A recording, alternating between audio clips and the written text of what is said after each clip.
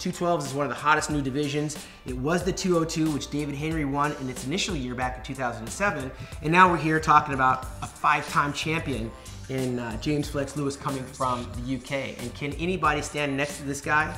Well, right now, coming by way of Kuwait, we've got Ashkanani, Ahmad Ashkanani that is. He won the Arnold Classic Amateur over in Australia, and he just won the Arnold Classic in Columbus, Ohio this past March, and he served notice that he's coming for that title and to be the spoiler against James Flex Lewis, who seems to have a stronghold on it. And right now, nobody's coming in the condition that James Flex Lewis is on the day of the Mr. Olympia Championship weekend. We do know that guys like David Henry, Eduardo Korea, they get in very, very good shape, but there's weaknesses in their physique that can't stand next to James Flex Lewis that Ashkanani does not have. For example, David Henry's legs are a little bit slight. When he turns around, the hamstrings kind of disappear, the quad sweeps aren't there, but he took second to Ashkanani, and some people had him actually beating Ashkanani. But this veteran, he looks very professional in the chest, in the traps, in the arms, and he's got another world-class back. But David Henry's no spring chicken. He's another 40-plus 212 bodybuilder that's dealing with some guys that are nipping at his heel. But Ashkanani right now has got to be the odds-on favorite to be the last man standing with James Flex Lewis, and I'll leave that to the judges to decide. Eduardo Korea, a veteran of the stage coming by way of Brazil. Here's another guy that's really lacking in the thigh sweeps. He's got everything that you need to be a complete world-class champion bodybuilder, but it gets exposed when you stand on that Olympia stage next to James Flex Lewis. James Flex Lewis arguably has the best legs in the 212 and definitely has the best calves. So when Eduardo stands next to him, you can really see how diminished the leg development is, not to mention, I believe Korea has a pec tear and potentially I think one of the biceps might have been injured. Charles Dixon, he can't be but 5'3". You can't put another pound on this guy's frame. The knock on Charles is that he just doesn't get dry enough. And on that Olympia stage, he's gonna have to get drier and he's gonna have to get more ripped. How do you do that? I think you train closer to your competition weight longer. And you also gotta implement the isometric posing. I believe that Charles Dixon should start working a lot more on his mandatory posings a little bit sooner from the competition. That's how he'll get those fine separations in the pecs and the cross-striations in the quadriceps. Right now, we don't see it, especially on the day of the Olympia. He's definitely gonna need it. Jose Raymond, I haven't heard a whole lot about Jose Raymond doing this contest. I know he was dejected and disappointed in Columbus, Ohio. He took a tumble and fell down a few notches. And then we had a knee injury that he was battling. Another 40-plus-year-old bodybuilder. I wouldn't be surprised if this is his last run at the title. If we see Jose Raymond in 2018, I'd be very shocked and very surprised. So I imagine on his way out, Jose Raymond has got to put it all into this contest. I know he had some relationship problems, which can mess with a guy's head. If he didn't overcome that hurdle with his girl and focus on this contest, Jose Raymond's going to be out of shape. And right now, I think he's got a lot more to lose coming in out of shape than he does if he does come in shape. If he comes in shape, he's a top five finalist. There's absolutely no question. Ronnie Rocco by way of Germany. This is a guy that's won open competitions. I mean, he won the Ferrigno Open Pro Bodybuilding Championships, and now he's a 212 competitor. And Ronnie Rocco is very, very complete. He used to have kind of a bloated, distended stomach. He fixed that. His hamstrings get a little bit smooth, his glutes are a little bit smooth, but Ronnie Rocco coming all the way from Germany, he's a favorite in that 212 lineup to be in the top 5. We've got a few other guys in this competition that are worth mentioning. From the UK, Ricardo Correa. This is a guy that won the Chicago Championships, over the moon. He's a very good quality 212 bodybuilder. I still think there's a little bit room for a couple of more pounds if he's gonna stand up there and battle it out with the big guys. And Derek Lunsford, he won the USA Championships, and a week later he flew down and made his pro debut out in Tampa Bay and won there and beat out Samuel Haddad, a veteran 212 bodybuilder. Derek Lunsford's the real deal, but can he hold on to that condition? I mean, the end of July, the beginning of August, and now we're going into the middle of September.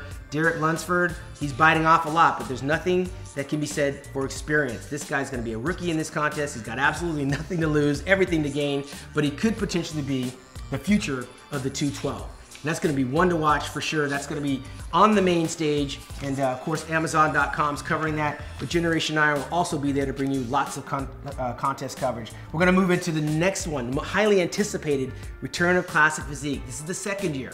Last year we saw veteran bodybuilder Danny Hester literally come out of nowhere, out of retirement. He never stopped bodybuilding, and when Classic Physique was made, it was tailor-made for him. He beat guys that were taller, bigger, wider, but he was the most complete on the day. And he was pushed. It wasn't a walk away for Danny Hester because it's like splitting hairs in that division. And he's gonna be challenged. He'll be challenged by Sadiq. Sadiq is the real deal. He's gonna be Brianna Ansley. This is a guy that could win the Classic Physique on any given day, at any given contest. Brianna won the New York Pro Championships. I believe he was 3rd place or 4th place a year ago. And some people were talking about him as the winner. Brianna's the real deal. Danny Hester will be tested, absolutely. Durham Charles, in his mid-40s, another guy that got a resurgence of life with the Classic Physique. I call him Durham Charles Light. He's a little bit thinner, a little bit longer, his limbs are a little bit thin, but the guy at his age comes in shape, doesn't have the back detail I'd like him to have, doesn't have the hamstrings, but he's a very nice classical looking physique, and he's gonna have a nice run in that competition. Robert Timms, this Gaspari sponsored athlete, he's gotta be 6 feet tall, but he's like Cedric McMillan Light. He's got a beautiful flow, he hits all the right poses. This division was made for him, and if he comes in right, it's gonna change the landscape because Danny Hester is barely 5'6", and this guy's a 6-footer, and he's gonna be dangerous to watch. And the return of the fabulous one, Flex Wheeler, coming out of retirement. I believe his last competition was in 2003. We know about the car wreck back in '94 and the kidney transplant and the health injuries, but this is a guy at 52 years old that got off the couch and decided to do something, which is get in shape, something a lot of guys can't do.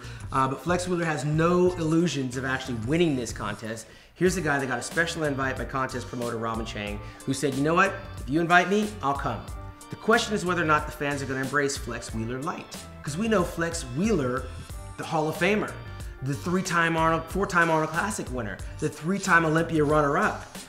Are we gonna be as enamored with the Flex Wheeler Light, Skinny Kenny, as he used to call himself before he turned pro as a bodybuilder? Only he's gonna answer that. He definitely has a classic look to his physique, but will we embrace Flex Wheeler Light? That's gonna be the $1,000,000 question, and can he beat these guys that never stopped bodybuilding? I mean, Flex was retired, so that's gonna be one to watch. It's gonna be exciting to see him getting off the chair. We've got a whole slew of other guys in this. Chris Bumstead, Robert Galva, Terrence Ruffin. Look for the Classic Bodybuilding Championships. It'll be interesting. In the men's physique, this is another one. I mean, every one of these lineups are just ridiculously deep in talent, and we're definitely gonna be looking for Jeremy Bundia, who's already won this competition 3 times. He's not a walk-off winner this year, but I did see some pre-roll footage of him posing and working with his trainer, Hani Rambha, from Evogen. A ton of guys on this list. You know, we got Andre Ferguson and Cote Hart. I mean, tons of guys. Check that out. I'm gonna keep it moving here. We're gonna move, oh yeah, Logan Franklin, by the way, is making his return in that physique division. So that's gonna be one to watch.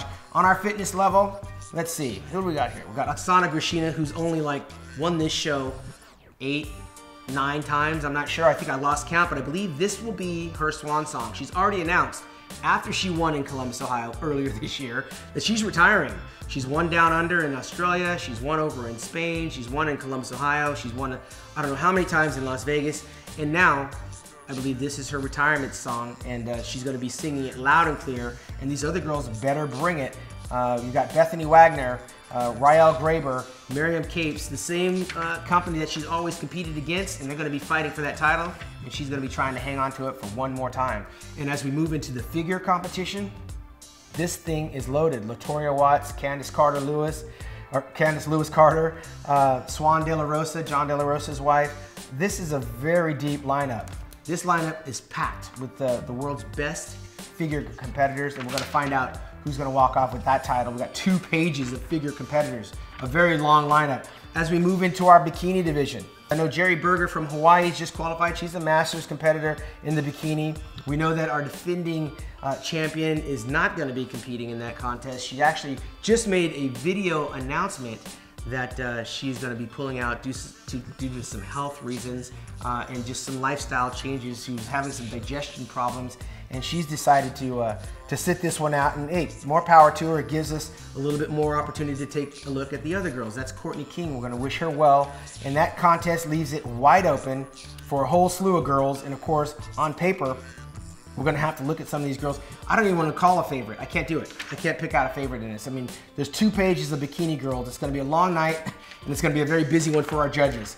After that, we're gonna move into our women's physique. And the women's physique lineup is got an international flavor from Thailand, Brazil, the Czech Republic, Ukraine, Australia, and naturally the USA. This is gonna be a very long, arduous weekend for the reporting from Generation Iron and all of our crew. And of course, we're gonna be there to bring you some videos and some interviews right there from Las Vegas. Joe Leader's 53rd Mr. Olympia. I'll be there to break it all down. For Generation Iron Network, I'm Shawn Ray.